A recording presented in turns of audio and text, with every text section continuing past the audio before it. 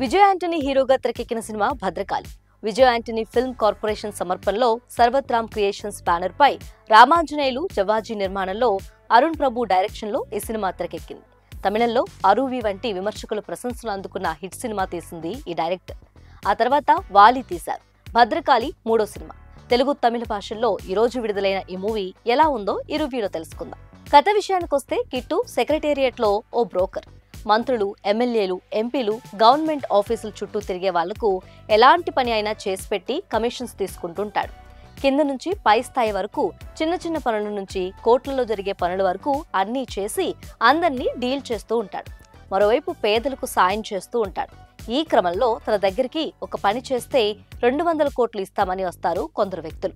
ఓ బడా business man కోసం ముందు ఆలోచించినా డబ్బు కోసం ఓకే చెప్పి ఆ పని చేస్తాడు. కానీ ఆ పని జరిగినా ఇతనికే రివర్స్ అవుతుంది. ఆ తర్వాత ఆ బిజినెస్ మ్యాన్ ని కిట్టు ఎలా ఎదుర్కొన్నాడు? అంతటి పవర్ కిట్టుకి ఎలా వచ్చింది? అసలు బిజినెస్ మ్యాన్ కు కిట్టుకు ఉన్న సంబంధం ఏంటి అనేవి తెలుసుకోవాలంటే సినిమా చూడాల్సిందే.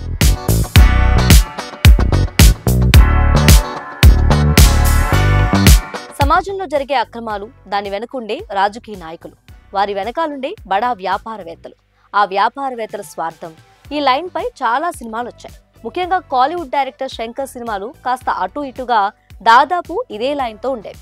ఇప్పుడు అదే లైన్ ను ఓ బ్రోకర్ పాయింట్ ఆఫ్ వ్యూలో చూపించాడు డైరెక్టర్ అరుణ్ ప్రభు. హీరో చేసే కొన్ని పనులు ఇండైరెక్ట్ గా బిజినెస్ మ్యాన్ కి ఎఫెక్ట్ అవుతాయి. గతంలో ఆ బిజినెస్ మ్యాన్ ఇంట్లోనే నమ్మకంగా పనిచేసిన కిట్టు ఆ తర్వాత బ్రోకరిజం చేసి కోట్లలో సంపాదిస్తాడు.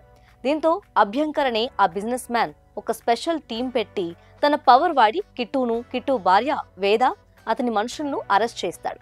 కిట్టును చిత్రహింసలు పెడతాడు.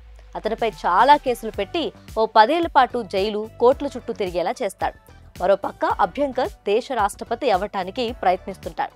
ఈ సినిమా చూస్తున్నంతసేపు ఆర్పి పట్నాయక్ బ్రోకర్ సినిమా కొంత గుర్తుకు రాక మానదు. మధ్యలో లవ్ స్టోరీ సింపుల్ కథతో నడుస్తూనే చూపించడం బాగుంది.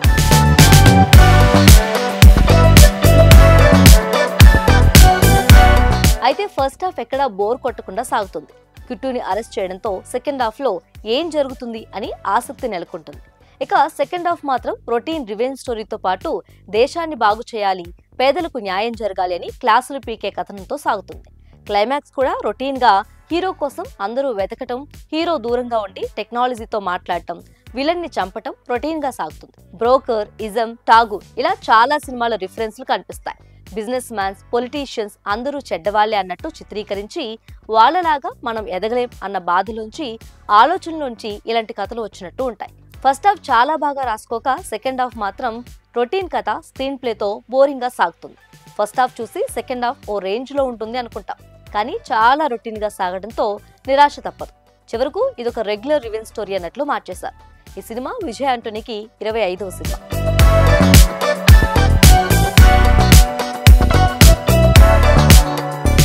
ఇక యాక్టింగ్ విషయానికి వస్తే విజయ్ యాంటనీ ఎప్పట్లాగే తన సెటిల్ పర్ఫార్మెన్స్ తో బాగానే మెప్పించాడు. కిట్టు భార్య పాత్రలో తృప్తి రవీంద్ర చాలా సింపుల్ గా పర్ఫెక్ట్ గా సెట్ అయింది. సునీల్ కుర్పాలని నెగిటివ్ పాత్రలో బాగానే నటించారు. స్పెషల్ పోలీస్ పాత్రలో నటించిన వ్యక్తి చాలా బాగా పర్ఫామ్ చేశాడు. సెల్ మురుగన్, వగై చంద్రశేఖర్, మిగిలిన తమిళ నటులు వారి పాత్రలో పర్వాలేదనిపించారు. సినిమాటోగ్రఫీ, విజువల్స్ బాగున్నాయి. బ్యాక్గ్రౌండ్ మ్యూజిక్ పర్వాలేదనిపిస్తుంది. పాటలు యావరేజ్. ఎడిటింగ్ లో సెకండ్ హాఫ్ కొన్ని సీన్స్ కట్ చేస్తే బాగుండు అనిపిస్తుంది. కథపరంగా పాత రొటీన్ కథ అయినా ఫస్ట్ హాఫ్ రైటింగ్ బాగా రాసుకున్నాడు. సెకండ్ హాఫ్ మాత్రం తేలిపోయింది. మొత్తంగా భద్రకాళి ఓ రొటీన్ రివెంజ్ డ్రామా. ట్విస్ట్ ఏంటంటే ఈ సినిమాకు టైటిల్ కు అస్సలు సంబంధం లేదు. భద్రకాళి అని పేరు ఎందుకు పెట్టారో హీరోకి, డైరెక్టర్ కే తెలియాలి.